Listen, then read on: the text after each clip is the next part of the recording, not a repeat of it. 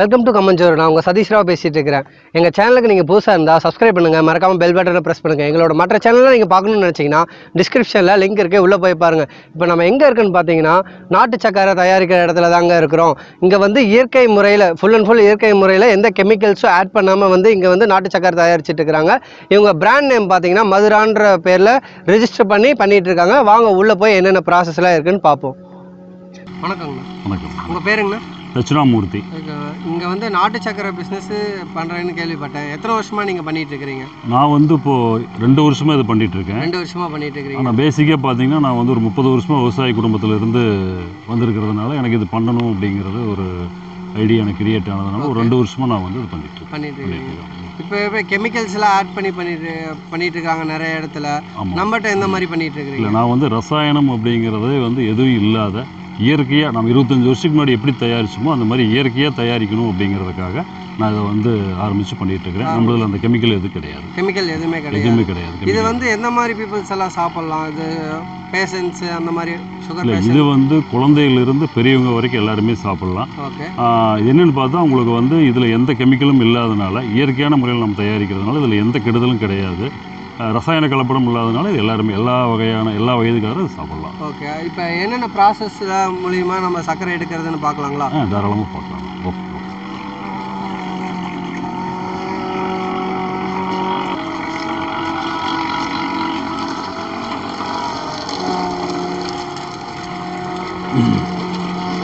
இது எப்படி கரும்பெல்லாம் நீங்கள் வெளியே வாங்குறீங்களா இல்லை உங்கள் லேண்ட்லேருந்து வருதுங்களா? அதை பற்றி டீட்டெயில்ஸ் சொல்ல முடியுங்களா? சொல்லலாம். இப்போ என்னோடது வந்து ஒரு 15 ஏக்கரா கரும்பு வந்து என்னோடது நான் போட்டிருக்கேன். ஓகே. அந்த கரும்பு போக 10ஆவதுக்கு நான் விலைக்கு வாங்கிக்கிறேன். விலைக்கு வாங்கி நம்ம அதிலிருந்து க்ரஷ் பண்ணி இது பண்ணுறோம். அதிலிருந்து க்ரஷ் பண்ணுறோம். ஓகே.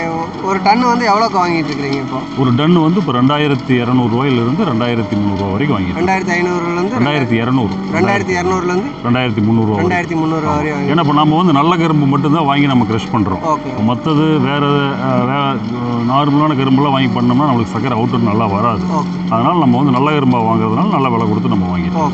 இப்போ எப்படி பண்ணுறதுன்னு பார்க்கலாங்களா?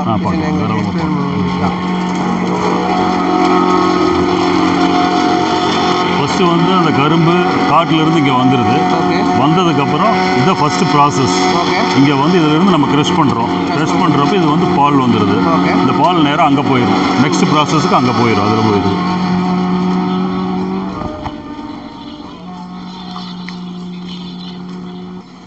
இப்போ அந்த ப்ராசஸ் வந்து நேரம் இங்கே வருது. பம்பிங் மூலமாக அங்கேருந்து இங்கே வந்து இங்கே இது ஆகிக்குது, ஸ்டோர் ஆகிக்குது. இங்கே ஸ்டோர் ஆகிக்குது. அதுலேயே பம்ப் செட் பண்ணியிருக்குது. பம்பு மூலமாக இங்கே வந்துடுது. இங்கே ஸ்டோர் ஆகி இது முடிஞ்சோன்னு அந்த ப்ராசஸ் இது வந்து ஏற்கனவே ப்ராசஸ் ஆகி இப்போ இதாகிட்டு இருக்குது. உங்களுக்கு வந்து எரிஞ்சிட்டு இருக்குது. எரிஞ்சு முடிஞ்சு அதாவது வந்து 1 டன் கரும்பு நம்ம வந்து க்ரஷ் பண்ணுறோம். 1 டன் கரும்பு அப்படிங்கிறப்ப அது லிட்டர் கணக்கு நாங்கள் கால்குலேட் பண்ணதில்லை.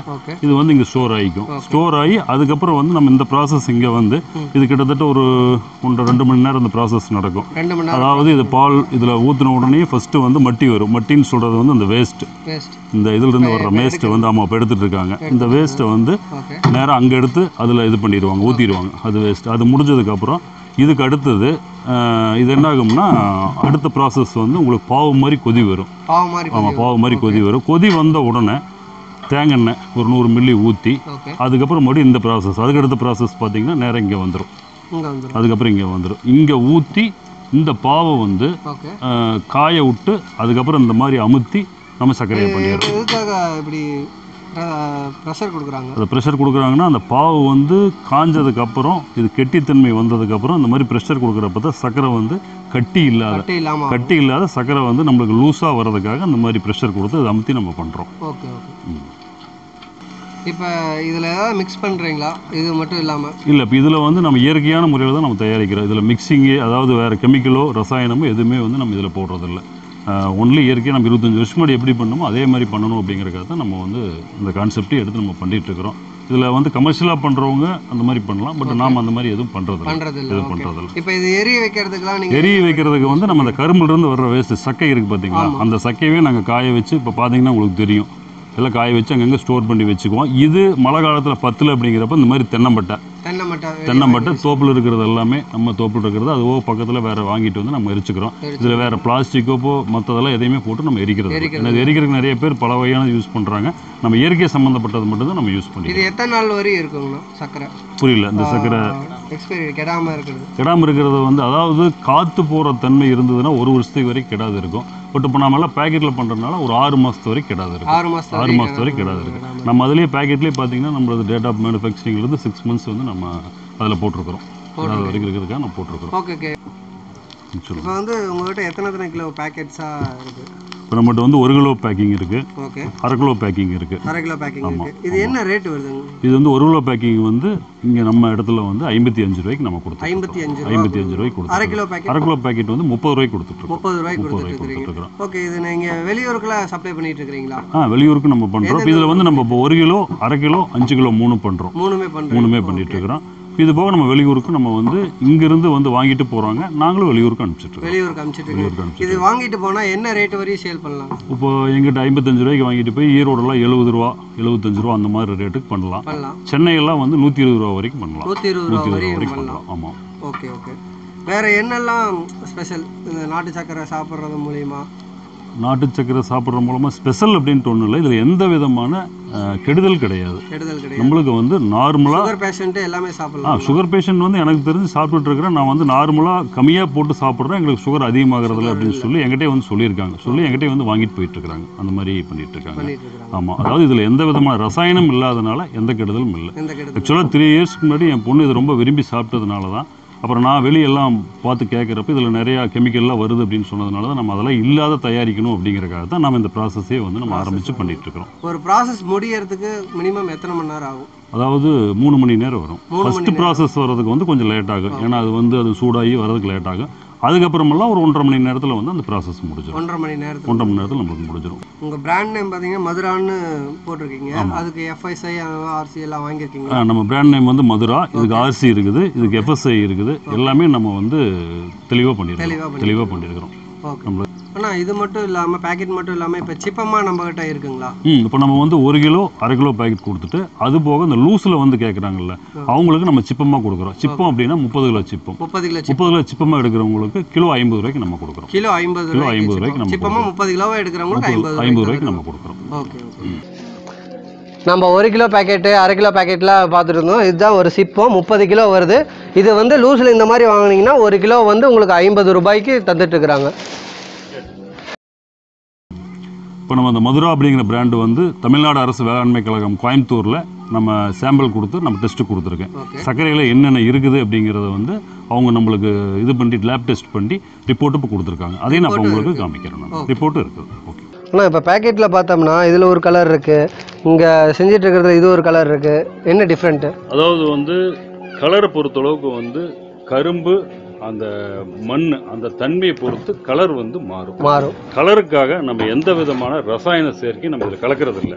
கரும்போட தன்மையும் அந்த மண்ணோட தன்மையை வச்சு தான் சர்க்கரையோட கலர் வந்து நிறம் மாறும் கூடும். அந்த மாதிரி இருக்கு. நீங்க வந்து இனிப்பு அதே மாதிரி கொஞ்சம் கூடுறது குறையுது எல்லாமே கரும்பு மண்ணை பொறுத்து. இதை கொஞ்சம் நீங்க டேஸ்ட் பண்ணி கரும்பு மண்ணை பொறுத்து பாருங்க. ஓகே.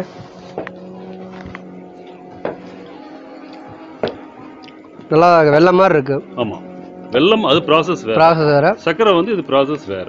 கலருக்காக நம்ம எந்த விதமான கெமிக்கல்ஸ் யூஸ் பண்றது எதுவுமே நம்ம யூஸ் பண்ணல. கரும்பு மண்ணை பொறுத்து அந்த தன்மை மாறும். ஓகே. நிறைய இடத்துல பார்த்தீங்கன்னா வந்து இரும்பு கொப்பரை வந்து யூஸ் பண்ணுவாங்க. நீங்கள் ஏன் மர கொப்பரை யூஸ் பண்ணுறீங்க? அதாவது இரும்பு கொப்பரை வந்து ஏன் யூஸ் பண்ணுறது இல்லை அப்படின்னா அதில் வந்து அந்த இரும்பு கொப்பரையோட களிம்பு, அந்த இரும்பு கொப்பரையில் வர களிம்பு அந்த போட்டில் இருந்து வர்ற நம்மளுக்கு அந்த துருப்பிடிச்ச தன்மையில இருக்கிறதுனால நம்ம வந்து மரத்தில் யூஸ் பார்த்தீங்கன்னா இரும்பு வேஸ்ட்டோ அந்த களிம்பு எதுவுமே வராது. அதுக்காக தான் நம்ம வந்து மரக்கொப்பரை யூஸ் பண்ணுறோம். ஓகேங்கண்ணா. இந்த கலர்லாம் டிஃபர் ஆகுதுல்ல, மாறுதுல்ல, அது எதனாலன்னு எங்களுக்கு சொல்ல முடியும்? அது சர்க்கரையோட கலர் வந்து மாறுது என்னன்னு பார்த்தீங்கன்னா இப்போ உங்களுக்கு கலர் வேணும் அப்படிங்கிறதுக்காக நம்ம எந்த விதமான ரசாயனத்தையும் நம்ம அதில் சேர்த்துறது ஆட் பண்ணுறது கிடையாது. ரெண்டாவது மண்ணோட தன்மைக்கு ஏற்பவும் கரும்பு வந்து தண்ணி பாய்ச்சுற விதத்திலையும் கலர் மாறுறதுக்கு 100% வாய்ப்பு இருக்குது. தண்ணி பாய்ச்சுற விதம்னா தண்ணி செல்வாக்கு அப்படின்னு சொல்லுவாங்க. அதாவது வயல் சக்கரை அப்படிம்பாங்க. வயலில் பார்த்தீங்கன்னா ஒரு 3 மாதம் 4 மாதம் தண்ணி நின்றுட்டே இருக்கும். இப்போ எங்களுக்கு பார்த்தீங்கன்னா இந்த 4 மாதத்துல நல்ல மழை பெஞ்சது.